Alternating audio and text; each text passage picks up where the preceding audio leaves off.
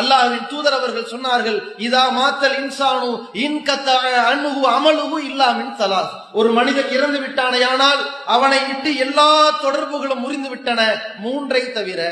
இல்லாமின் சதக்கத்தின் ஜாரியா, நிரந்தரமாக அதிக காலம் வரக்கூடிய வகையில் செய்கிற தர்மம் இவனை மன்னரைக்கு பிறகும் தொடரும். அவ் இல்மின் யுன்தஃபு பிஹி, பயன் தருகிற கல்வியை இவன் போதித்திருந்தால், கற்றுக் கொடுத்திருந்தால், அந்த கல்வியினால் பயன் பெறுகிற மக்களின் மூலமாக நன்மை இவனுக்கு மன்னரைக்கு பிறகும் தொடரும். அவ் வலதின் சாலிகின் எது உலகு, சாலிகான பிள்ளை அவனுக்காக செய்கிற பிரார்த்தனையும் இவனை மன்னரையை கடந்து தொடர்ந்து வரும் என்று ரசூலுல்லாஹி ஸல்லல்லாஹு அலைஹி வஸல்லம் சொன்னார்கள்.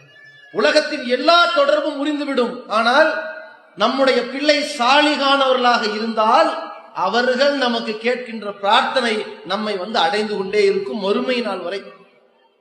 அப்படிப்பட்ட ஒரு பிரார்த்தனையை பெற வேண்டும் என்றால் அந்த பிள்ளைகள் சாலிகானவர்களாக இருக்க வேண்டும், துஆ செய்ய வேண்டும். அவர்கள் சாலிகானவர்களாக இருக்க வேண்டும் என்றால் அவர்களை நல்ல மனிதர்களாக நாம் வளர்க்க வேண்டும். இது பெற்றோர்கள் மீது மிக முக்கியமான கடமையாக இருக்கிறது.